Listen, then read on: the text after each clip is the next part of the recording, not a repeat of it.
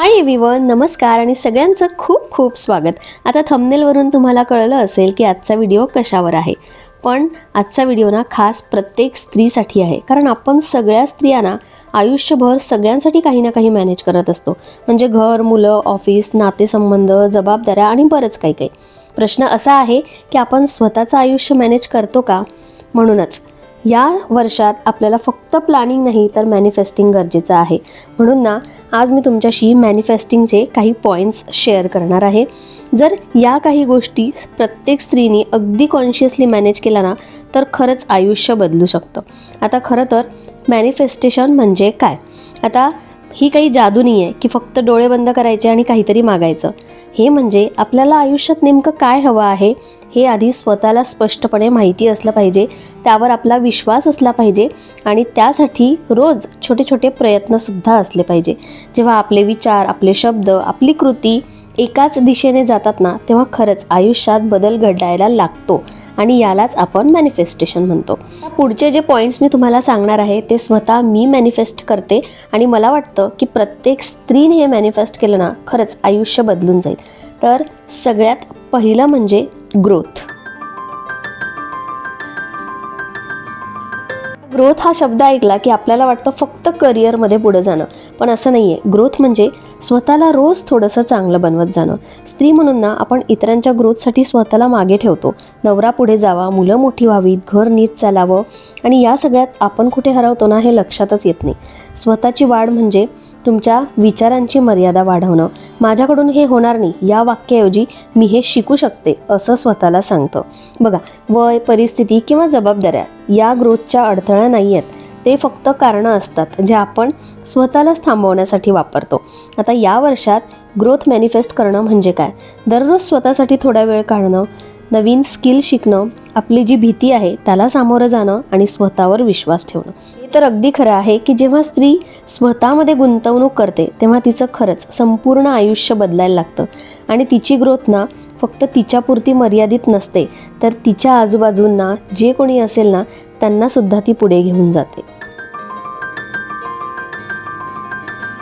दुसरा पॉईंट आहे सक्सेस, यश. आता हा शब्द ऐकला की आपल्या डोळ्यासमोर लगेच काही ठराविक चित्र उभं राहतं. म्हणजे मोठा पगार, चांगली पोस्ट, समाजात मान, लोकांचं कौतुक, असं काही. पण खरं सांगू का, हे सगळं जरी मिळालं ना तरी प्रत्येकजण यशस्वी किंवा आनंदी असतोच असं नाही आहे.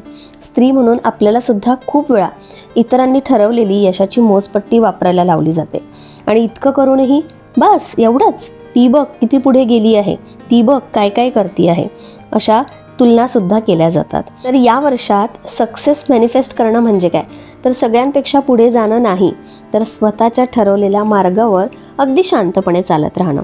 म्हणजे काही स्त्रियांसाठी यश म्हणजे स्वतःच्या पायावर उभं राहणं, काहींसाठी घर आणि काम यांच्यामध्ये समतोल साधणं, तर काहींसाठी आज फक्त मी समाधानी आहे ना असं मनापासून म्हणता येणं. प्रत्येकाच्या व्याख्या वेगवेगळ्या असू शकतात यशाच्या, आणि ही जी व्याख्या आहे ना ती आयुष्याच्या टप्प्यानुसार बदलूही शकते आणि ते बदलणं अजिबातच चुकीचं नाही आहे, कारण ते अगदी नॅचरल असतं. जेव्हा तुम्ही स्वतःला विचारता की आज मी जे करते ते मला आतून समाधान देतं आहे का, आणि उत्तर जर हो असेल ना तर खरंच तुम्ही यशस्वी असता. म्हणून यावर्षी तुम्हीच ठरवा, मी इतरांच्या अपेक्षा नाही तर माझ्या क्षमतेवर, इच्छांवर आणि माझ्या समाधानावर माझं यश ठरवणार आहे. आणि जसं मी बोलले की या यशाची व्याख्या प्रत्येक स्त्रीसाठी वेगवेगळी असू शकते. तिसरा पॉईंट आहे हॅपीनेस, आनंद. आता याच्या शोधात तर सगळेच असतात, पण गंमत अशी आहे की ते शोधायला ना आपण नेहमीच बाहेर पडतो. हे झालं की मी खुश होईल, ते मिळालं की मला बरं वाटेल, मग आनंदी होईल, असं म्हणता म्हणता आजचा दिवस उद्यावर ढकलतो. पण खरं सांगू, आनंद ही काही भेटवस्तू नाही आहे जी कोणीतरी आपल्याला देणार. आनंद ही एक जबाबदारी असते आणि ती जबाबदारी आपली स्वतःची सुद्धा आहे. बरेच जण आपला आनंद इतरांवर अवलंबून असतो आणि जेव्हा कोणी आपल्यासाठी काही करत नाही तेव्हा आपल्याला आनंदच मिळत नाही असं आपलं म्हणणं असतं. स्त्री म्हणून आपण खूप वेळा इतरांच्याच आनंदाला प्राधान्य देतो. म्हणजे घरात जर सगळे खुश असतील तरच आपण खुश व्हायचं अशी नकळत अट ना आपण स्वतःवर लादलेली असते. पण तुमचा आनंद जर नेहमी इतरांच्या वागण्यावर, शब्दांवर, किंवा परिस्थितींवर अवलंबून असेल ना, तर तो आनंद खरं सांगू फार काळ टिकत नाही. म्हणूनच यावर्षी आनंदसुद्धा मॅनिफेस्ट करायचा आहे. परफेक्ट आयुष्याची वाट ना पाहावी नाही लागत. जर तसं आयुष्य तुम्हाला हवं आहे, त्यासाठी प्रयत्नसुद्धा करावे लागतात. कधीकधी स्वतःसाठी वेळ काढणं, मनापासून हसणं, आज नाही जमणार असं ठामपणे म्हणणं, हाही एक आनंदाचाच भाग आहे. लक्षात ठेवा, तुम्ही जेव्हा स्वतःला खुश ठेवता ना, तेव्हा आपण खरं तर तेव्हा स्वार्थी समजतो स्वतःला, पण तो स्वार्थ नसतो, तो एक समजूतदारपणा असतो. म्हणूनच यावर्षी माझ्या आनंदाची किल्ली इतरांच्या हातात न देता मी स्वतःला दररोज थोडं तरी खुश ठेवणार आहे, फक्त एवढं म्हणायचं आहे बस. चौथा पॉईंट आहे गुड हेल्थ. आपण घराची किती काळजी घेतो ना, घर स्वच्छ आहे का, सगळ्यांना सोयी आहेत का, घर नीट चालतंय का, पण एक गोष्ट नकळत दुर्लक्षित होते, ते म्हणजे आपलं स्वतःचं शरीर. खरं तर तुमचं शरीर तुमचं पहिलं कायमचं घर आहे. या घरातच तुमचे स्वप्न राहतात, तुमच्या जबाबदाऱ्या वाढतात आणि तुमचं संपूर्ण आयुष्य चालतं. एक स्त्री म्हणून आपण खूप वेळा असं म्हणतो, आधी सगळ्यांचं होऊ दे मग माझं पाहू. पण शरीर थांबत नाही, थकवा असतो, वेदना वाढतात आणि आपण त्याला अगदी नॉर्मल समजायला लागतो. आता चांगली हेल्थ म्हणजे फक्त आजार नाही आहे असं नसतं. गुड हेल्थ म्हणजे सकाळी उठताना शरीर हलकं वाटणं, रात्री झोपताना मन शांत असणं आणि दिवसभरात स्वतःशी थोडं तरी कनेक्ट असणं. या वर्षात हेल्थसुद्धा आपल्याला मॅनिफेस्ट करायचं आहे. म्हणजे एकदम कडक डाएट करायचं किंवा तासनतास वर्कआउट करायचं असं नाही आहे, तर आपलं शरीर काय म्हणतंय हे आपल्याला कळलं पाहिजे. म्हणजे थकलं असेल तर थांबणं, दुखत असेल तर दुर्लक्ष न करणं आणि माझं आरोग्य महत्त्वाचं आहे हे ठामपणे स्वीकारणं. आता आपलं जेव्हा काही दुखत असेल ना, तेव्हा खरंच सगळं थांबतं, पण आपण स्वतःची काळजी घेतली तर बघा किती सुरळीत चाललं असतं सगळं. म्हणून यावर्षी हे सुद्धा ठरवा की मी माझ्या शरीराशी जबाबदारीने आणि प्रेमाने वागणार आहे, कारण हे शरीर नाही तर हे माझं आयुष्य आहे.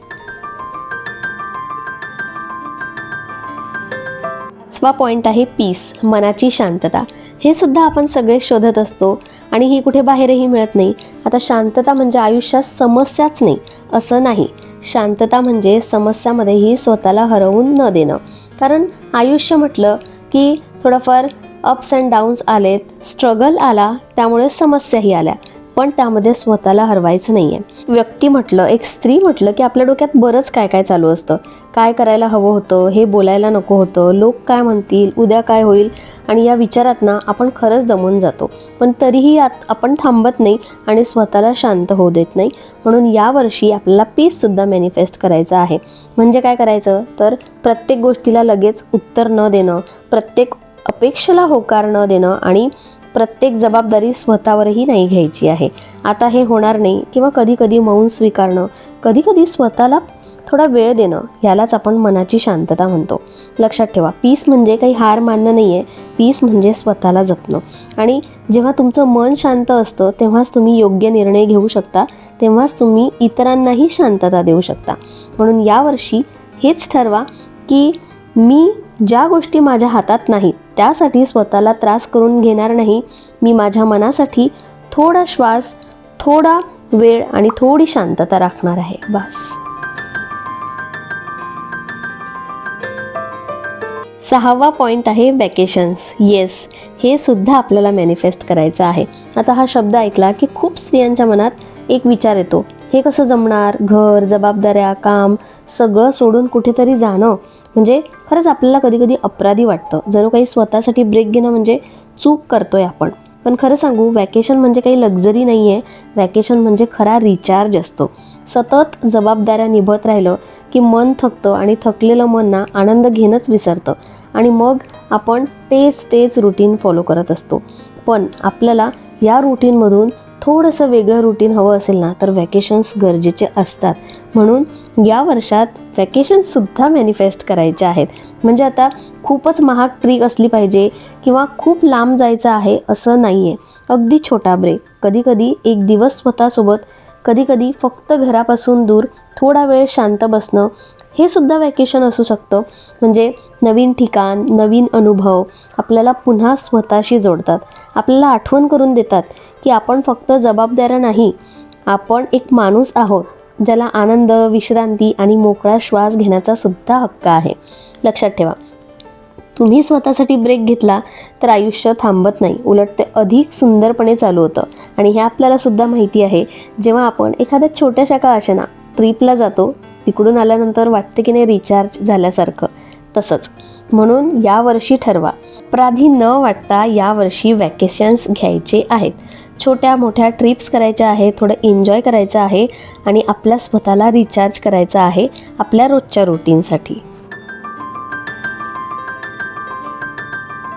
आता 7वा आणि सगळ्यात शेवटचा पॉईंट, वेल्थ. हा शब्द आठवला की आपल्याला लगेच प्रॉपर्टी, गाड्या, बँक बॅलन्स हेच दिसतं. आणि म्हणूनच ना आपण स्त्रिया याला थोडासा दूरचा, थोडा कठीण शब्द मानतो. म्हणजे तो फक्त आकड्यांचा किंवा हिशोबांचा विषय आहे असं. पण वेल्थ म्हणजे फक्त पैसा साठवणं नाही आहे, तर कधीकधी आपल्या मनाची सुरक्षिततासुद्धा असते. म्हणजे मी हे करू शकते असं ठामपणे म्हणता येणं, हे सुद्धा वेल्थ आहे. खूप स्त्रिया आयुष्यभर सगळ्यांसाठी आपलं आयुष्य खर्च करत असतात, पण स्वतःच्या भविष्याचा विचार करतच नाही. म्हणून यावर्षी आपल्याला वेल्थही मॅनिफेस्ट करायचं आहे.